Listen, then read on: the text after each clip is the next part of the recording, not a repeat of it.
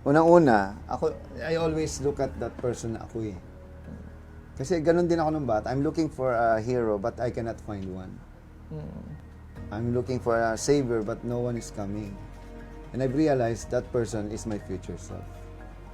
So sabi ko, what if I become his future self muna and guide him along the way and share my principles, ideas. Kasi ang isang gawaing walang prinsipyo ay walang kwenta. So kailangan hindi lang dahil may pera dyan, dahil gusto mo sumikat o gusto mong makilala, gagawin mo lahat eh. Hanggang sa dulo makasagasa ka na iba. Dahil ayaw mong makilala sila. Kasi may ganun akong experience. Alam ni Alan yan at may mga tao talaga na gagawin lahat, apakan nila lahat para lang sila yung mapansin at makilala. At ayoko ng ganun. At yun ang iniiwasan ko. Kahit minsan yung intention, mas mahalaga pa yung motibo at diba, depende kasi ang tao eh. Sa simula, mabuti, mabait.